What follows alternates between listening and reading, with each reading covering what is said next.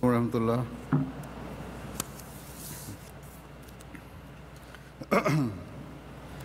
Ashhadu an la ilaha illallah wahdahu la sharika lahu wa ashhadu anna Muhammadan abduhu wa rasuluhu. أما بعد فأعوذ بالله من الشيطان الرجيم بسم الله الرحمن الرحيم الحمد لله رب العالمين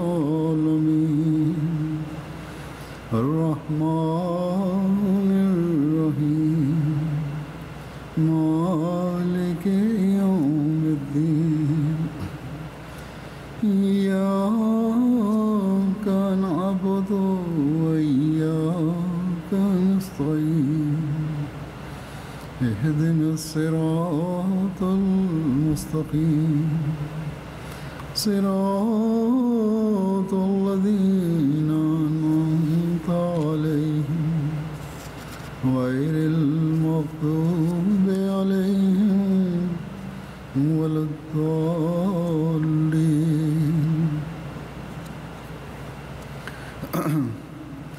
With the grace of Allah, after a period of 4 years, I today once again have the opportunity. Grâce de Dieu, nous avons eu l'occasion, ou j'ai l'occasion de vous parler aujourd'hui directement. Quand je vous ai parlé la dernière fois au cours de la Jalsa Salana de 2008, j'ai attiré votre attention vers une question importante, une question très importante. J'ai parlé à propos de quelque chose qui doit être une qualité distinctive de tout croyant, de tout musulman, homme ou femme. Sans cela, on ne va pas progresser, et sans cela, sa foi ne sera pas parfaite.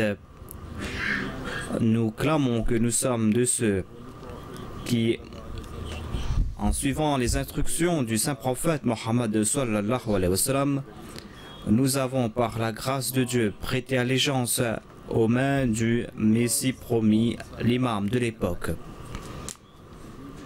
Il était le Messie promis et l'imam al-Mahdi. Et en conséquence, notre foi est parfaite. Non seulement que nous avons accepté le Messie promis alayhi salam comme le Messie promis et imam al-Mahdi, mais nous avons aussi accepté, nous l'avons accepté comme un Nabiullah, c'est-à-dire comme un prophète de Dieu. Ce titre n'est pas quelque chose que nous lui avons conféré nous-mêmes, mais c'est le saint prophète Mohammed Mustafa sallallahu alayhi wa sallam qui lui-même a conféré ce titre de prophète au Messie promis. Dans le Saint-Coran, il est enjoint aux musulmans de croire dans tous les prophètes qui ont été envoyés, parce que c'est par cela que l'on pourra parfaire sa foi, et c'est par cela que l'on pourra faire en sorte que sa foi atteigne son apogée.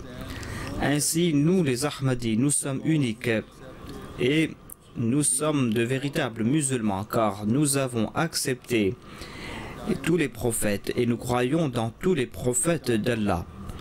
Tous les prophètes apparus depuis l'époque du prophète Adam jusqu'à l'époque du Messie promis alayhi salam.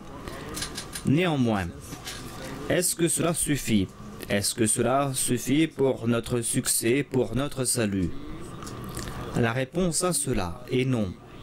Certainement, il y a ce fait que nous sommes uniques Et cela nous rappelle aussi que nous avons des responsabilités. Ces responsabilités ont augmenté. Et si nous n'accomplissons pas, nous n'assumons pas nos responsabilités, nous aurons des comptes à rendre à Dieu. J'ai dit comment au cours de cette dernière Jalsa en 2008, quand j'étais présent, je vous ai fait des rappels concernant ce sujet très important. Si vous vous rappelez de cela, si vous vous rappelez de ce point, le point que j'ai évoqué, c'est-à-dire que vous devez toujours respecter le serment d'allégeance, vous devez être fidèle à ce serment.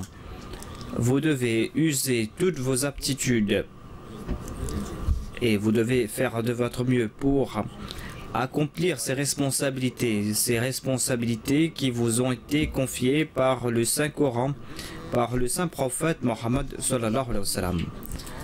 Aujourd'hui, vous avez été conseillé, on vous a prodigué ces conseils, on vous demande d'assumer vos responsabilités. Voilà ce que dit le Messie promis alayhi salam. Et tous ces khulafas ont dit la même chose.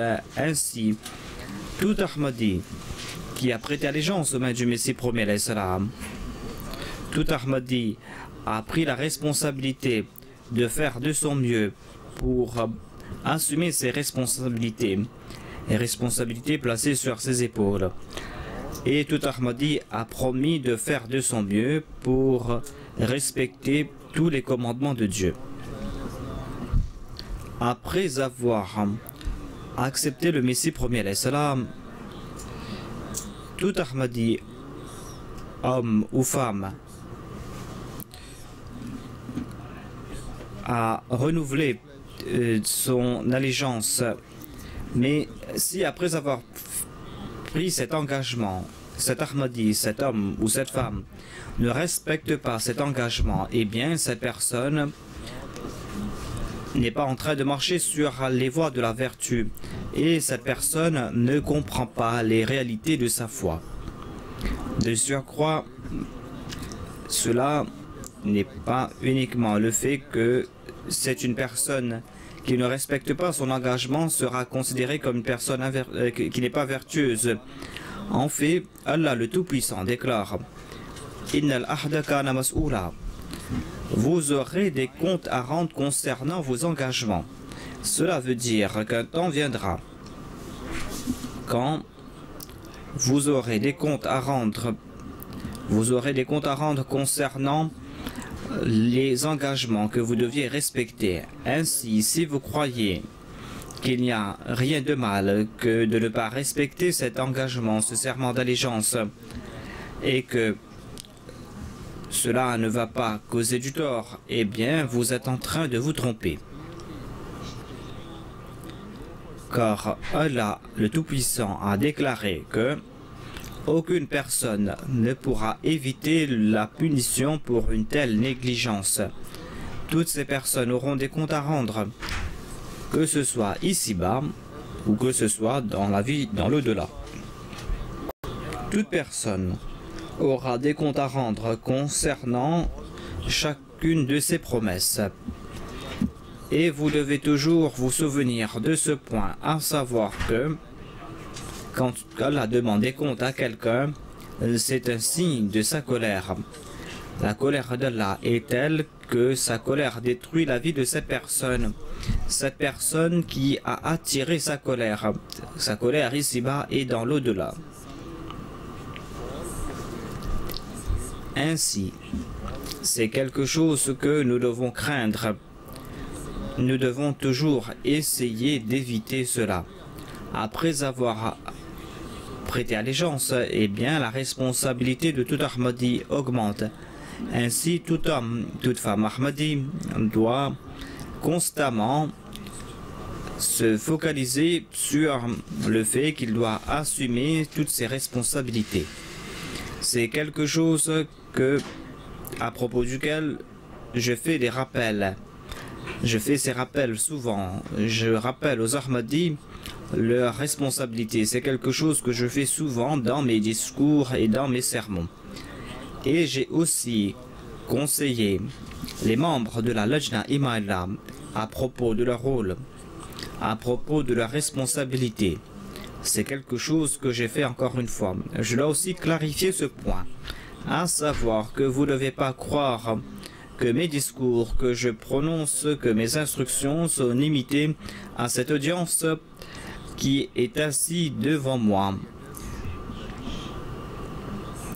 Ainsi, quand je m'adresse aux Lajna, aux femmes, au Royaume-Uni, en Allemagne ou ailleurs dans le monde, vous ne devez pas croire que ces propos ou mes paroles ne s'appliquent pas à vous.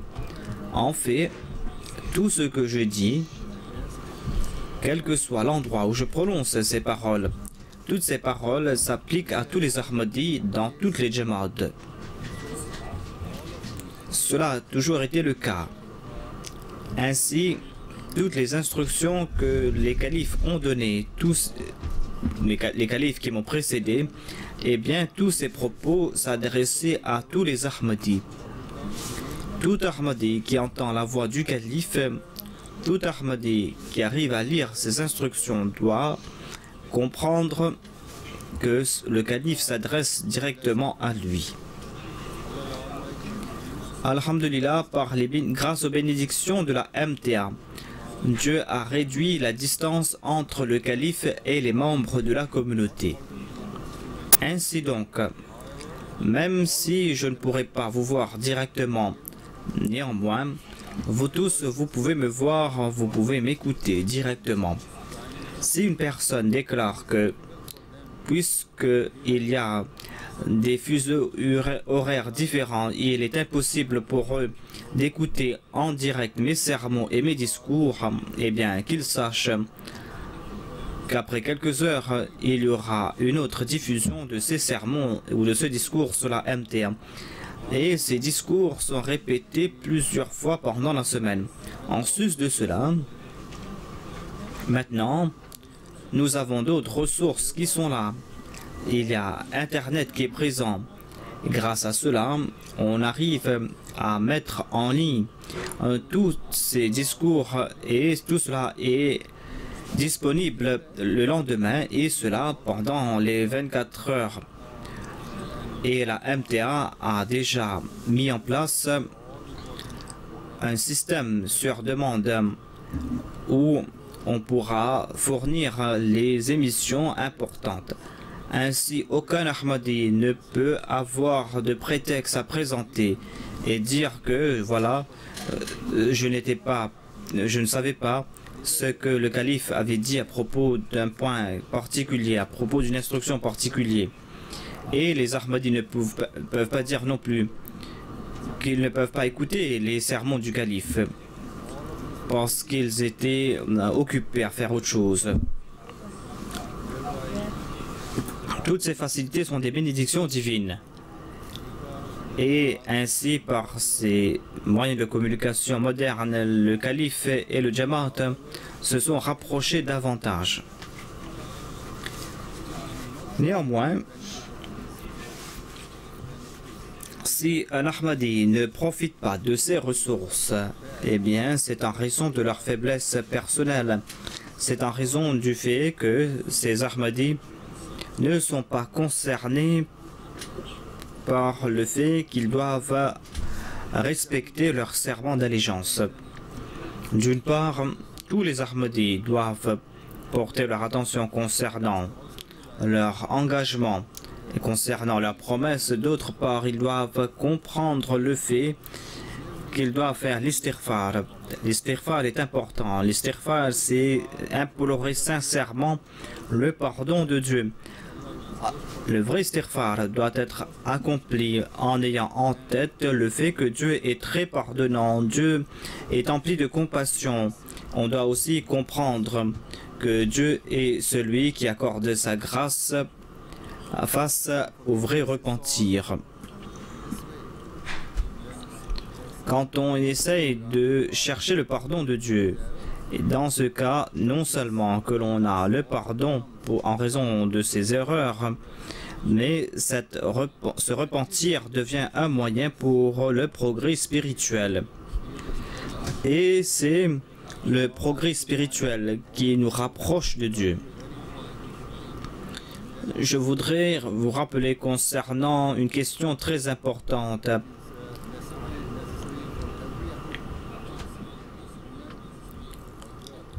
Il incombe à tout Ahmadi, homme, femme ou jeune fille,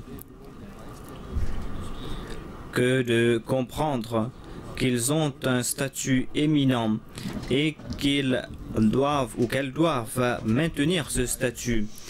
Les femmes Ahmadi ne doivent pas uniquement reconnaître cette identité en elles-mêmes, mais doivent faire en sorte que la société dans son ensemble puisse réaliser ce point. Et ce qui est plus important, c'est que chacun d'entre vous doit éclairer ses enfants, doit inspirer en ses enfants le statut qui revient à une femme Ahmadi. Cela est essentiel afin que d'une génération à l'autre, l'on puisse transmettre cette réalisation et que cela brille davantage ou que cela continue à briller. Que nous puissions faire comprendre aux autres que telle est la raison pour laquelle nous avons accepté le Messie premier l'Islam, afin que nous puissions nous rapprocher de Dieu. Si cela se passe ainsi, eh bien, tous les femmes Ahmadi seront un moyen pour que les générations futures puissent marcher sur les voies de la vertu. Ainsi, ces femmes Ahmadi seront des garanties et un moyen pour que l'on puisse développer cette relation proche avec Dieu. À la lumière de tout cela, Hadrat Muslim Maud, le deuxième calife de la communauté Ahmadiyya, a conseillé les femmes à plusieurs reprises à ce sujet. C'est pour cette raison que je vous demande à vous toutes de comprendre vos positions. Dieu vous a conféré ce statut et aucune religion précédente n'a accordé un tel statut. Aucune organisation mondaine, aucun individu n'a accordé pareil statut aux femmes.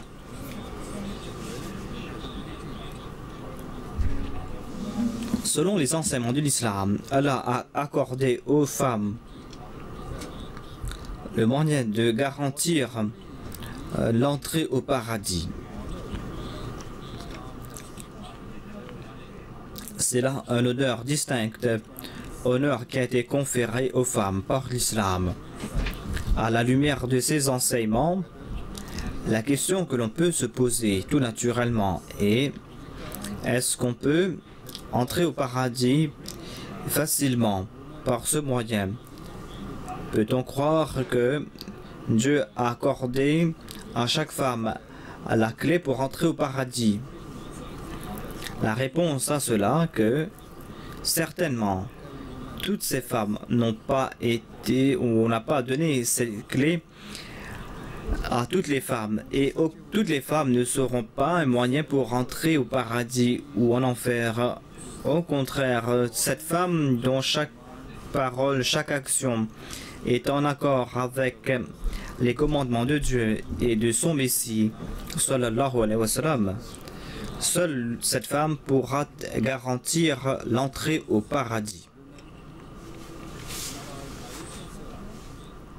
Ainsi, ce sont ces femmes qui sont concernées et qui sont anxieuses concernant l'entraînement moral de leurs enfants. Ce sont ces femmes qui ont établi une relation sincère avec Dieu. Une telle relation qu'elles inspirent à leurs enfants et que ces enfants désirent eux aussi établir cette relation sincère avec Dieu. On peut décrire cette relation avec Dieu comme une relation vivante, une relation qui mène vers une vie spirituelle. Ceux qui ont acquis une existence spirituelle de cette envergure sont très chanceux, car aucune nation, personne ne pourront les faire échouer. Ils ne sont pas affectés par des cultures qui enseignent l'immoralité ou l'indécence, et ils ne vont pas suivre ces coutumes mondaines, ces coutumes qui sont contraires aux enseignements d'Allah.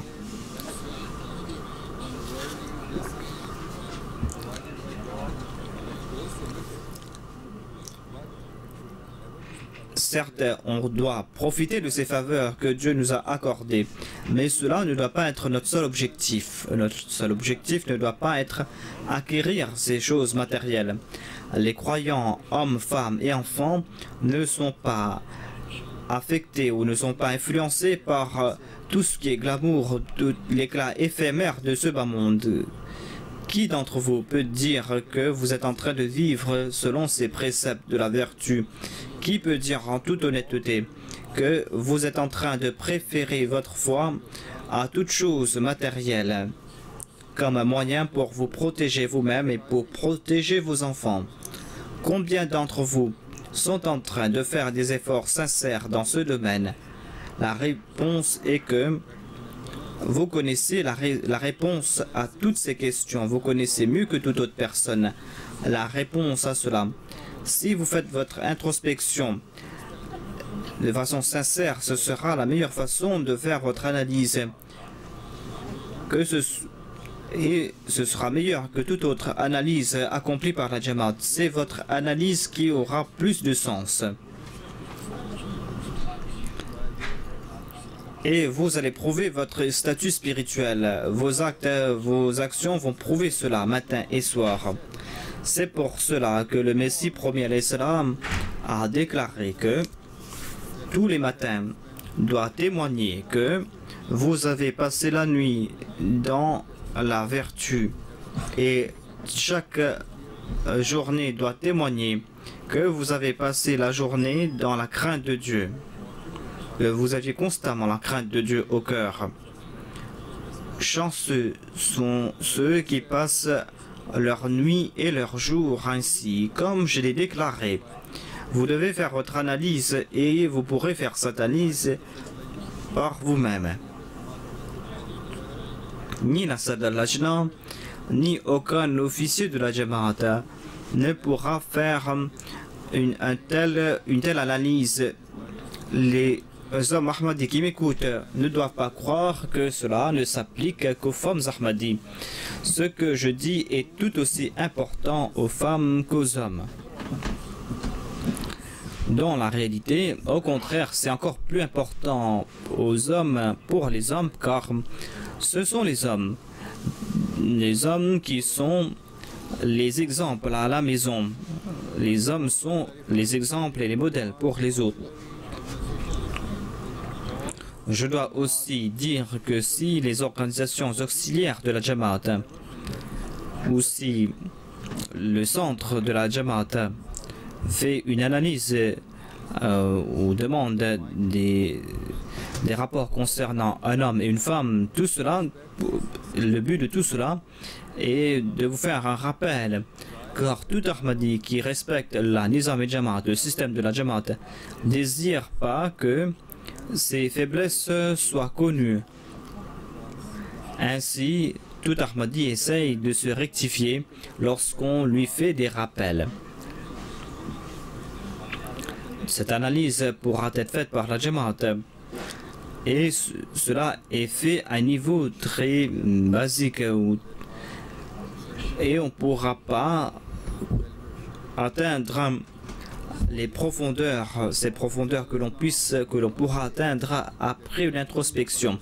C'est pour cette raison que le Messie premier l'Islam n'a pas dit que on doit utiliser le témoignage des autres pour déterminer si une personne est vertueuse ou si on ne doit pas utiliser des témoignages de votre sadr pour prouver cela.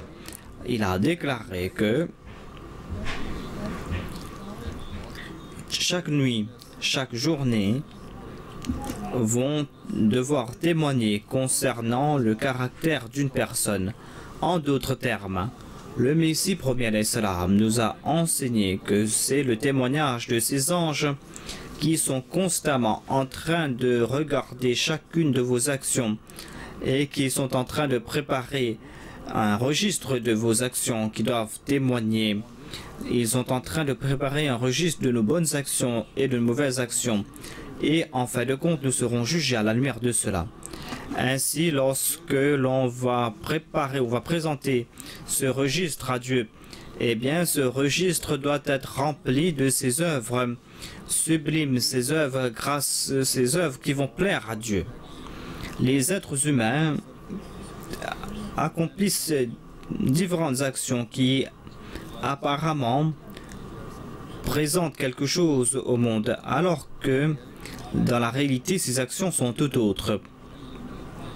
Mais la réalité est que les hommes musulmans et les femmes musulmanes plutôt, vont s'acquitter de leur devoir de croyant lorsqu'elles vont présenter ce qu'il y a en leur fort intérieur, lorsque leur fort intérieur sera en harmonie avec leur extérieur. Cela va se faire lorsqu'ils vont accomplir toutes ces actions pour la cause de Dieu. Dieu a donné ce commandement, à savoir que le Coran doit être le principe directeur de notre vie. Le saint prophète Mohammed sallallahu alayhi wa sallam a conseillé les musulmans que de respecter ce commandement. Et tous les musulmans ont fait cette promesse avec lui qu'ils vont accepter le Saint-Coran comme la vraie direction. Tous les musulmans ont dit qu'ils vont traiter les ordres du saint prophète Mohammed, et ce soit lui, comme leur code de conduite. Ce code de conduite qui va guider leur vie.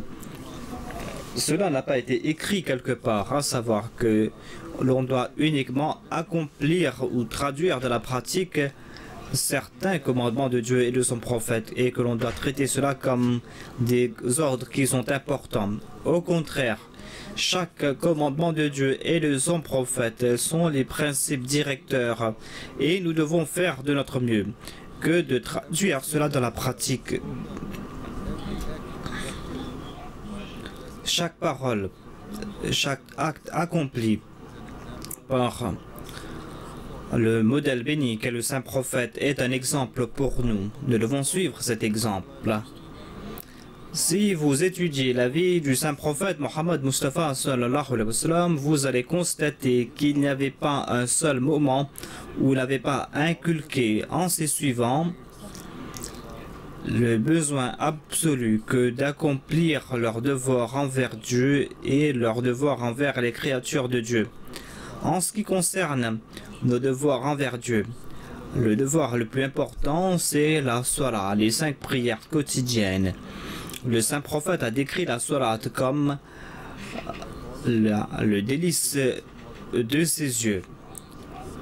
Ainsi, en suivant son modèle, nous devons essayer d'avoir ce confort des yeux, ce plaisir des yeux, et on ne pourra pas avoir ce plaisir si vous ne faites que d'accomplir les mouvements au cours de la prière et de le faire rapidement. De telles prières ne seront pas source de plaisir pour nos yeux. Au contraire, seules ces prières qui sont accomplies de manière sublime, ces prières au cours de laquelle chaque mouvement est rempli de soumission, pourra mener vers le plaisir de Dieu, vers le contentement, et pourra être un plaisir pour nous. Vous savez, vous tous, qu'il y a cette prière que nous faisons pour nos enfants. Cette prière est qu'Allah fasse que nos enfants soient un plaisir pour nous, une source de plaisir pour nos yeux. Pour un croyant, ces enfants seront un plaisir pour lui, seront un plaisir pour ses yeux lorsque ces enfants vont marcher sur les voies de la droiture. Et si ces enfants sont en bonne santé, et si ces enfants sont obéissants, et si ces enfants sont en train de servir leurs parents. Ainsi, lorsqu'une personne prie pour que cette personne ait des enfants qui soient droits, qui soient source de confort pour leurs yeux, eh bien, en accord avec l'exemple du saint prophète Mohammed sallallahu alayhi wa sallam, cette personne doit chercher ce plaisir des yeux, ce plaisir qui peut être acquis uniquement en s'acquittant de ses devoirs envers Dieu. Lorsque cela se passe ainsi, c'est là qu'en résultat, en conséquence, Dieu accorde de tels enfants qui, dans la réalité, sont un plaisir pour ses yeux.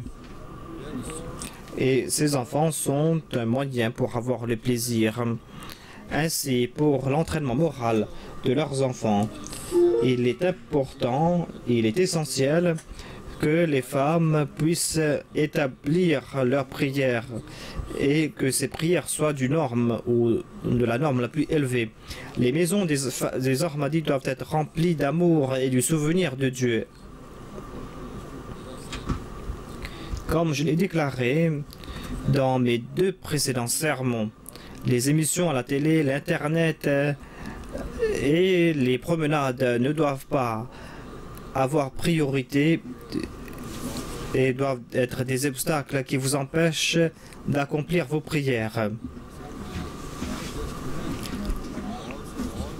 Et certainement, cela ne concerne pas les femmes, mais cela concerne aussi les hommes. Ils doivent consacrer leur attention à ce sujet, doivent accomplir leur devoir envers Allah.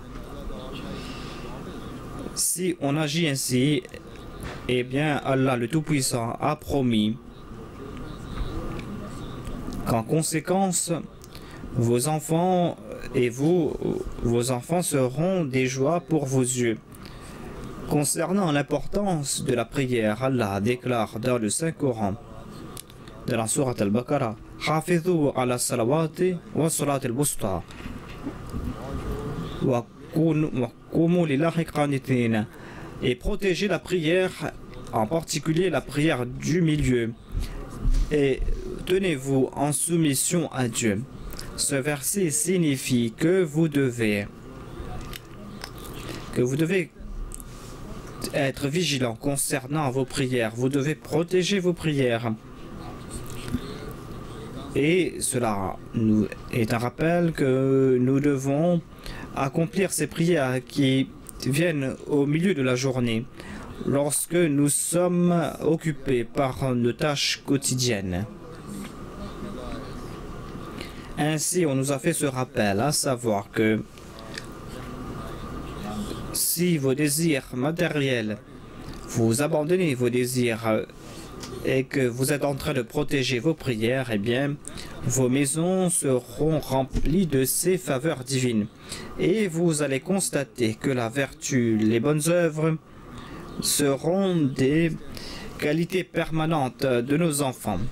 Lorsque vous allez atteindre cette norme excellente, c'est là que vous allez respecter cet engagement, cette promesse que vous avez faite, à savoir que vous allez toujours préférer votre foi à des choses mondaines.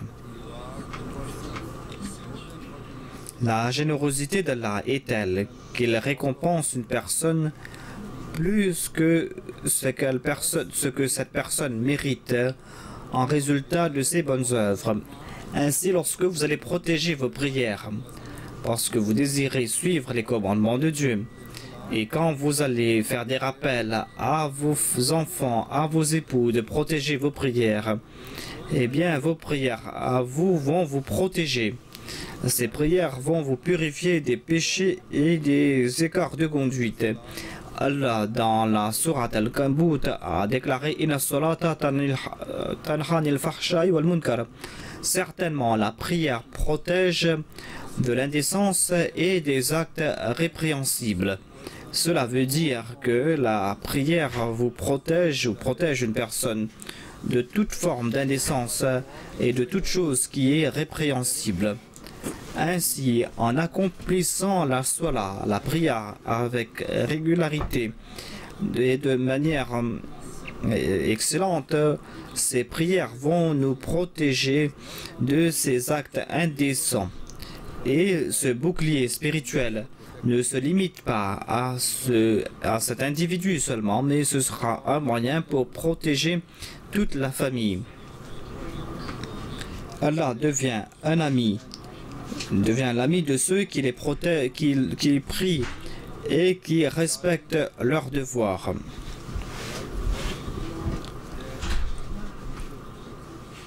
Le fait d'accomplir ces actes d'adoration signifie que l'on doit adorer Dieu à tout moment. surtout lorsqu'on est dans le confort, lorsqu'on est content, lorsqu'on est joyeux. On doit se rappeler de Dieu lorsqu'on est dans le bonheur. Et on doit toujours se souvenir de lui lorsque nous sommes en train de l'adorer. Nous ne devons pas tout simplement nous tourner vers Dieu lorsque nous sommes en épreuve. Ce n'est pas lorsque nous sommes en difficulté que nous devons implorer l'aide de Dieu. Et nous ne devons pas oublier Dieu lorsque nous sommes dans le confort. Quand Allah dit Hafidhu, cela veut dire que l'adoration n'est pas un chemin à sens unique. Ainsi, lorsqu'une personne protège ses prières, eh bien, Allah protège cette personne contre les autres choses. Et on est témoin de cette protection ici-bas à travers les récompenses de Dieu et aussi dans l'au-delà. Quelle plus grande bénédiction peut-on recevoir en ce bas monde que ses enfants sont une joie pour ses yeux.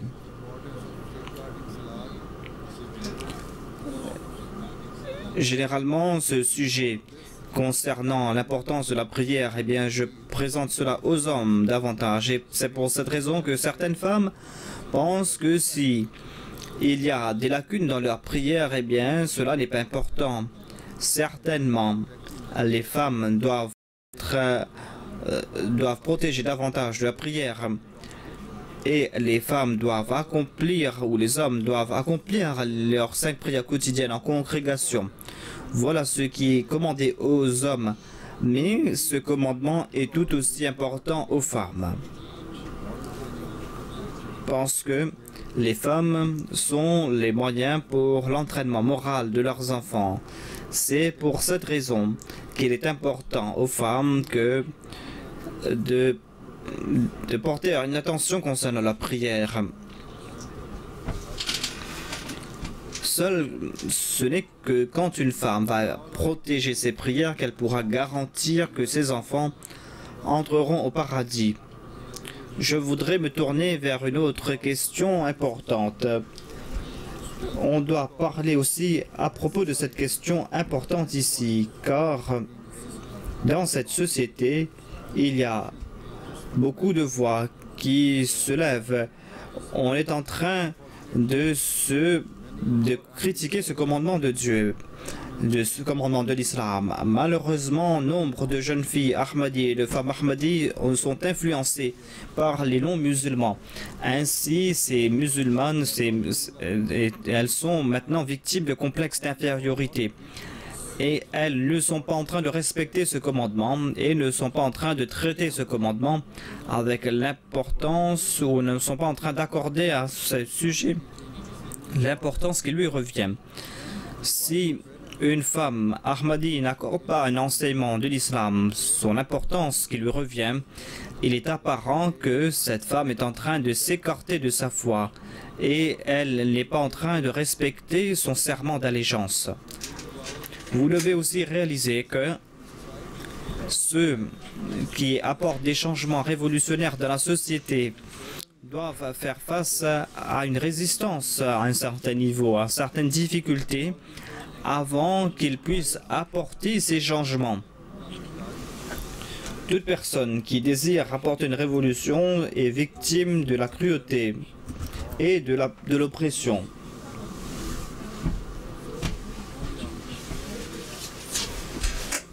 Et ainsi, c'est après avoir enduré cette opposition avec courage et avec conviction que les personnes pourront se réformer et apporter un changement positif dans la société.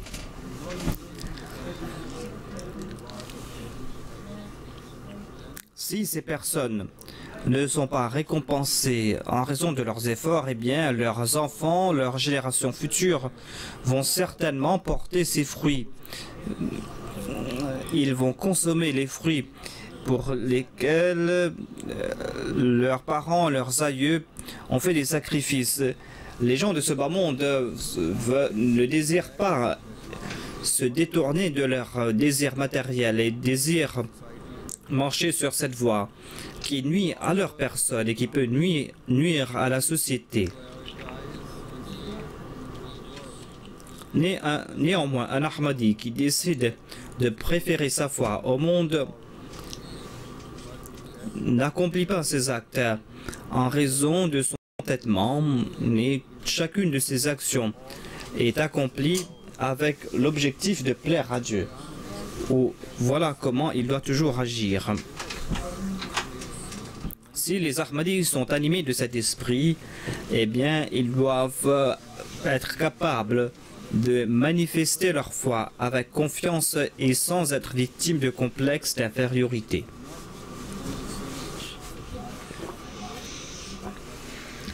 Ce qu'ils prêchent et ce qu'ils pratiquent ne nuisent pas au monde. Au contraire, ils apportent des changements positifs dans la société. Ce que vont dire les Ahmadis, ce qu'ils vont faire seront toujours un moyen pour réformer la société d'aujourd'hui et les générations futures. Car tout ce que vous pratiquez sont des moyens pour que l'humanité puisse avoir le plaisir de Dieu. Après ce rappel, je vais parler directement à propos de ce commandement de l'islam. Ce commandement que je viens d'évoquer, ce commandement est un signe de la dignité et de l'honneur d'une femme croyante. Cette question concerne la parda. Cela ne concerne pas uniquement les femmes 1400 ans de cela. Cela ne concerne pas uniquement les femmes qui habitent en Asie ou celles qui habitent dans le tiers-monde, mais cela concerne tous les croyants à toute époque, sous tous les horizons. Dans la sourate An-Nur, Allah déclare wa kulil mu'minati yaghdudna min absarihinna wa yahfazna furujahunna wa la yubdina zinatahunna illa ma zahara minha wa yadribna bi khumurihinna ala junubihinna wa la yubdina zinatahunna zinatahunna. Et sa sainteté est en train de citer il est dit dans ce verset voilà yubdina zinatahunna illa li bu'ulatihinna aw abaihinna aw abai bu'ulatihinna aw abnaihinna aw abnai bu'ulatihinna aw ikhwanihinna aw bani ikhwanihinna aw bani ikhwatihinna wa nisaihinna aw ma malakat aymanuhunna aw at-tabi'ina ghayri أولي الأربعة من الرجال أو الطفل الذين لم يظهروا على عورات النساء ولا يضربن بأرجلهن ليعلم ما يخفين من زينتهن. Dans ce verset, Allah déclare et dit aux croyantes qu'elles restreignent leurs yeux et qu'elles veillent sur leurs parties intimes. Et elles ne doivent pas exposer leur beauté naturelle et ses parures, excepté ce qui est apparent de soi. Et qu'elles tirent sur leur poitrine leur voile. Et elles ne doivent pas exposer leur beauté naturelle et ses parures, excepté à leur mari, ou à leur père, ou au père de leur mari, ou à leur fils, ou au fils de leur mari, ou à leurs frères, ou au fils de leurs frères, ou au fils de leurs sœurs, ou à leurs femmes, ou à ceux que leur main droite possède, ou à de tels serviteurs mâles qui sont dépourvus de vils désirs, ou aux jeunes enfants qui n'ont pas encore aucune conscience des parties intimes des femmes, et qu'elles ne marchent pas avec une telle démarche que des aspects de leur beauté qu'elles dissimulent normalement soient révélés. Et tournez-vous vers Allah tous ensemble avec repentir aux croyants afin que vous puissiez réussir. Ainsi, si vous vous considérez être de ces croyantes qui ont promis de suivre les commandements de Dieu et de son messager, sallallahu alayhi wa sallam, et d'être de ceux qui ont prêté allégeance à l'imam de l'époque, le Messie premier alayhi salam. Eh bien, dans ce cas, certainement, ce commandement est tout aussi important pour vous, tout comme il était important pour les femmes musulmanes à l'époque du saint prophète Mohammed sallallahu alayhi wa sallam. Ce commandement est pour toutes les croyantes, là où elles habitent dans le monde. Avant d'avoir donné ce commandement aux femmes, Dieu a commandé aux hommes qu'ils doivent restreindre leur regard et de ne pas regarder les femmes de manière concupiscente ou de manière concupiscente. Ainsi, l'islam n'est pas injuste. L'islam ne fait pas de parti pris et l'islam n'impose pas aux femmes qu'elles doivent rester dans les 4 murs de leur maison. Comment cela peut-il se faire alors que le saint prophète Mohammed soit lui a dit que la moitié de la foi peut être apprise de Hadrat Aïcha? Certainement, les gens de ce monde ont appris de Hadrat Aïcha radhiyallahu anha et certainement Hadrat Aïcha radhiyallahu anha s'adressait à des foules et il y avait des compagnons mâles du saint prophète Mohammed soit lui qui ont appris l'islam d'elle. De surcroît, à l'époque de certaines guerres, de certaines batailles, il y avait aussi des femmes qui ont accompli leur devoir avec honneur et qui ont accompli ces œuvres. Il y avait certaines femmes qui devaient s'occuper des blessés ou avaient d'autres responsabilités. Il y avait même certaines femmes qui s'étaient battues. Il est dit à propos de Hadrat Amara qu'au cours d'une des batailles, elle a fait preuve d'une telle bravoure que les hommes même étaient étonnés. Seul le saint prophète a reconnu que c'était Hadrat Amara sur le champ de bataille, alors que les autres étaient ébahis et croyaient que c'était un jeune homme brave qui était en train de se battre parce qu'elle s'était cachée de la tête aux pieds. Au cours d'une autre bataille, afin de protéger le saint prophète Mohammed sallallahu alayhi wa sallam, Hadrat Amara a accompli de grandes œuvres. Elle a prouvé sa bravoure encore une fois. Elle a accompli des faits d'armes et elle a subi des blessures qu'aucun homme n'aurait pu endurer. Tout cela, c'est en raison de sa dévotion. C'est pour cette raison qu'elle a été louée par le saint prophète Mohammed sallallahu alayhi wa sallam. Ainsi, chacun d'entre vous doit se souvenir de ce point, à savoir que pour accomplir les commandements du Saint-Coran, voilà vos devoirs, vous devez respecter ces commandements. Désirez-vous avoir le statut de Hadrat Amara à travers de simples paroles? Si vous croyez que cela est possible, eh bien vous êtes en train de vous tromper. Afin d'avoir un tel statut, vous allez devoir lutter contre vos désirs personnels, contre vos intérêts personnels. Vous devez accomplir cette lutte, vous devez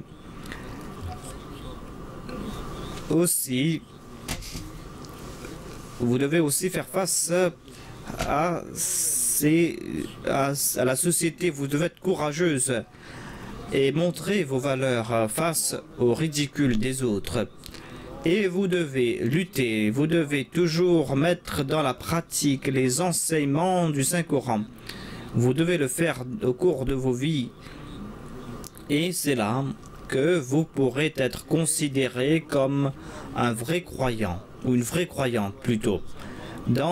Aujourd'hui, vous devez prouver que vous n'êtes pas en train de respecter les règles de la parda, de la modestie islamique, uniquement parce que vous êtes dans la jalsa, mais vous êtes en train de le faire pour avoir le plaisir de Dieu. Vous n'êtes pas en train de porter le hijab, tout simplement pour les programmes de la Jamaat. Ainsi, aujourd'hui, vous devez renouveler votre engagement à savoir qu'à partir de maintenant, quel que soit l'engagement, quels que soient les moqueries des autres, quel que soit le même si les autres sont en train de vous ridiculiser, même si les autres sont en train de vous traiter durement, vous n'allez pas vous débarrasser de vos hijabs. Au contraire, vous devez promettre que pour suivre les commandements de Dieu, pour avoir le plaisir de Dieu, vous allez éliminer toute forme de matérialisme. Vous allez vous débarrasser de ce glamour, le glamour de ce bas monde, et vous allez vous débarrasser de l'éclat de ce bas monde. Sachez que votre hijab sont des moyens de votre modestie, sont des parties de votre modestie et de votre dignité. C'est pour cette raison qu'il est dit aux femmes qu'elles doivent respecter cela. Voilà ce que le Dieu a commandé.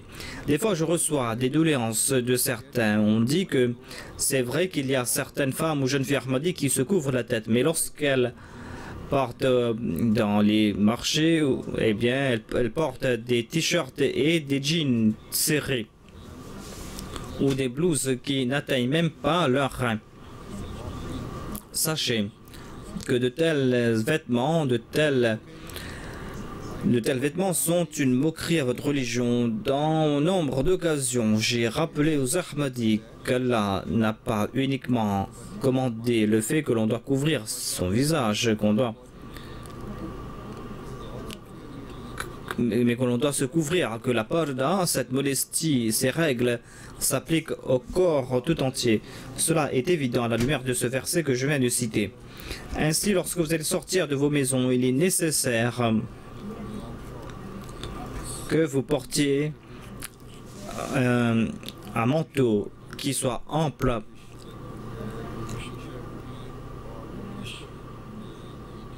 et même sous cela, vous ne devez pas porter des t-shirts ou des jupes courtes. Vous devez porter un vêtement ample qui va couvrir votre corps tout entier. Si vous ne respectez pas ce commandement, eh bien ce sera non seulement une violation de la parda, mais ce sera aussi un moyen d'être indécent. Ce sera aussi le fait de se détourner de ce commandement du saint prophète qui a déclaré que la modestie ou que la pudeur fait partie de la foi. Et il a aussi déclaré que chaque foi a un trait caractéristique, et dans l'islam c'est la pudeur. Ceux qui ne respectent pas les règles de la pudeur ont été maudits. Ainsi, afin de protéger votre foi, afin d'être un modèle pour l'islam, il est important de corriger vos erreurs. Ces erreurs qui existent, vous devez faire cela par vos vêtements. Vous devez toujours protéger votre chasteté. En ce faisant, vous allez protéger votre foi.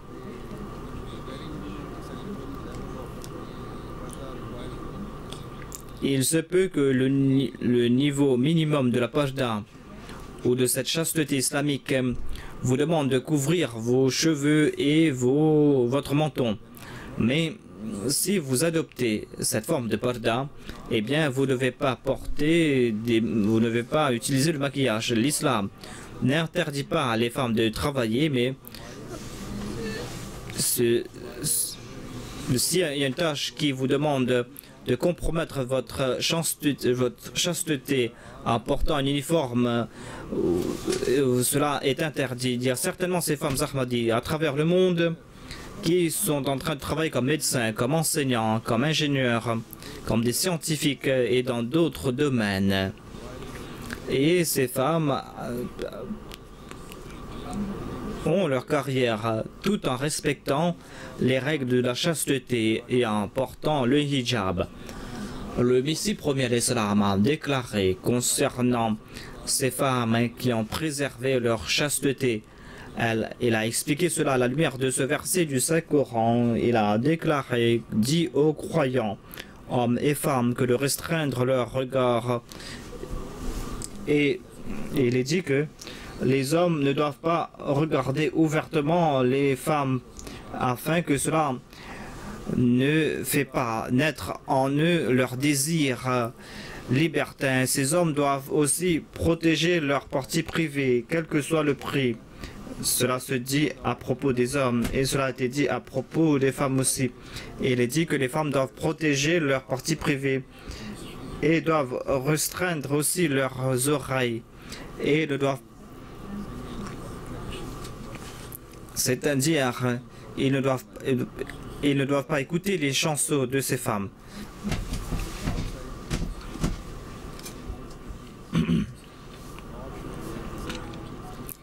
Cela ne doit pas se faire. Et les hommes ne doivent pas écouter les descriptions de leur beauté. C'est la meilleure façon de se protéger les yeux. Et le Messie premier l'Islam déclare que il est dit aux croyantes qu'elles doivent protéger leurs yeux, elles ne doivent pas regarder les hommes. Et cela ne doit pas sortir des règles et ne doivent pas écouter les voix de ces hommes. C'est-à-dire ne doivent pas écouter les voix de ces hommes qui vont créer ces désirs sensuels en leur personne. Elles doivent couvrir leur partie privée, ne doivent pas dévoiler leur beauté à toute toute personne qui sort de ce cercle prohibé. Et ces femmes doivent porter leurs vêtements amples et doivent couvrir aussi leur tête, leurs oreilles et leur front. Et ne doivent pas frapper leurs pieds sur le sol comme des danseurs. Voilà les directives grâce auxquelles on pourra se protéger de l'immoralité. Ensuite, il dit que l'on doit se tourner vers Dieu et on doit le supplier afin de se protéger de ces écarts de conduite. Le Messie premier l'Islam a aussi déclaré que l'on ne doit pas se rapprocher de l'adultère. Cela veut dire que l'on doit éviter toutes ces occasions qui peuvent nous inciter à commettre l'adultère. Et l'on doit éviter ces voies qui peuvent nous pousser à commettre ce vice. Celui qui commet ce mal va pousser ce mal à son extrême. La voie de l'adultère est une voie car cette voie nous empêche, l'adultère est néfaste car il nous empêche d'atteindre votre but. Ceux qui n'ont pas les moyens de se marier doivent se préserver leur chasteté en adoptant d'autres moyens.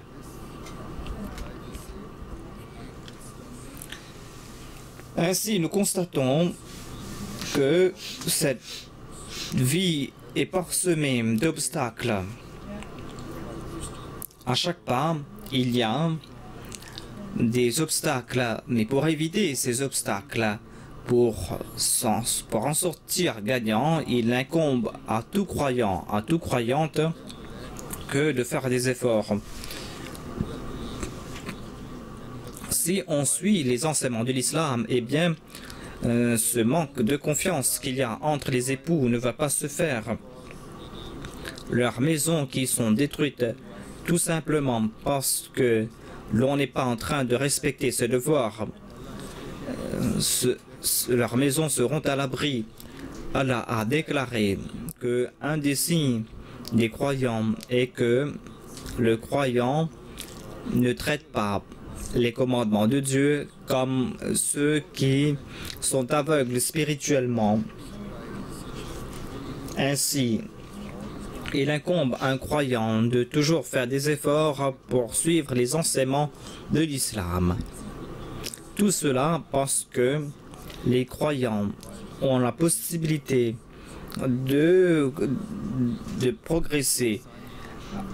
Les croyants ont cette vision. Alors que si on est aveugle ou si on est sourd à ces commandements de Dieu, on sera dans la catégorie des incroyants. Ces personnes n'ont pas la possibilité, n'ont pas cette sagesse d'écouter et de traduire dans la pratique ces enseignements de l'islam. Vous qui avez accepté l'imam de l'époque, lui qui était un serviteur du saint prophète, vous ne pouvez pas oublier cela.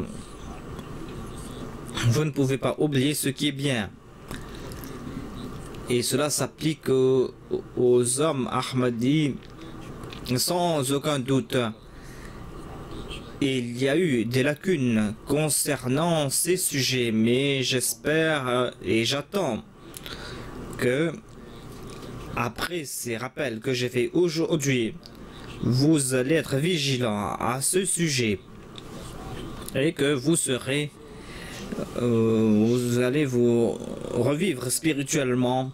Et j'espère et que toutes les femmes Ahmadis vont reconnaître leur vrai statut et que ces femmes vont comprendre qu'il n'y a pas de valeur avec le glamour de ce bas monde, les éclats de ce bas monde, ces choses qui sont superficielles. Toute cette superficialité va être là sur terre, alors que dans l'au-delà, la vie éternelle se trouve dans l'au-delà. Dans cette existence permanente, quelles que soient les bonnes actions que vous allez accomplir dans ce monde temporaire, va porter ses fruits dans l'au-delà. Je reçois des lettres de certaines femmes, de certaines jeunes filles, que pour une certaine période, elles étaient influencées négativement par ce monde matériel et par ces choses superficielles de ce bas monde. Mais elles ont réalisé que c'était une grosse erreur de leur part. Elles écrivent qu'elles ont perdu tout ce qu'elles possédaient et en même temps, elles se sont attirées la colère de Dieu. Il y a certains hommes, certaines femmes m'écrivent et présentent leurs regrets concernant l'état de leurs enfants. Ces femmes et ces hommes écrivent, ils sont angoissés en disant que leurs enfants se sont détournés de la religion, mais ces enfants n'écoutent même pas ce qu'ils ont à dire et ces enfants leur sont désobéissants. Ainsi, avant qu'il ne soit trop tard, avant que vous vous noyiez sous le matérialisme de ce bas monde, tournez-vous, consacrez votre cœur à Dieu, cramponnez-vous à Dieu et n'abandonnez pas Dieu, accomplissez vos devoirs envers Dieu et considérez chaque devoir, chaque commandement du Saint-Coran comme quelque chose de très important. Traduisez cela dans la pratique, selon vos capacités. Votre fort intérieur doit être en harmonie avec les enseignements de Dieu, car cela va faciliter votre bien-être ici-bas et votre bien-être dans l'au-delà. Ces femmes Ahmadis qui sont venues du Pakistan doivent réaliser davantage leurs responsabilités, car l'Ahmadiyya est dans votre sang pour une plus longue période que celles qui sont venues après. Ainsi, elles doivent être des exemples brillants pour les nouvelles converties et pour les Ahmadis d'ici. Et elles ne doivent pas être des exemples de quelques commandements de Dieu, mais elles doivent au contraire faire des efforts pour être un exemple pour chaque commandement de Dieu. Et doivent être des phares qui guident celles qui sont autour d'elles. À ces femmes Ahmadis d'ici, je voudrais leur dire que certaines d'entre vous sont Ahmadis depuis une longue période. Vos enfants et vos petits-enfants sont aussi, par la grâce de Dieu, des Ahmadis. Ainsi, cela ne concerne pas uniquement les Ahmadis d'origine pakistanaise, mais vous toutes, quelles que soient vos origines, vous devez être un exemple pour les autres. Il y a aussi ces nouvelles converties. Elles doivent comprendre que si les anciens Ahmadis ne sont pas en train d'affiner leur spiritualité, cela ne doit pas les empêcher de le faire. Ainsi, celles qui viennent de se joindre doivent être des moyens pour apporter cette révolution spirituelle. Et vous devez symboliser cet islam véritable dans tous les aspects de vos vies. Souvenez-vous aussi qu'une personne pourra progresser dans la piété qui sera aimée par Dieu. C'est cette personne qui aura une relation sincère avec Dieu. Allah n'a pas de relation personnelle avec les anciens ou les nouveaux, mais avec seulement ceux qui sont pieux. Qu'Allah fasse que mes paroles puissent être un moyen pour vous faire progresser dans la droiture, afin que les enseignements de l'Ahmadiyya, l'enseignement de l'islam puisse produire ses fleurs, des fleurs d'une grande beauté dans nos générations futures, et que cela perdure jusqu'à la fin. Qu'Allah fasse qu'il en soit ainsi. Amin. Maintenant, on va tous prier. Doigt.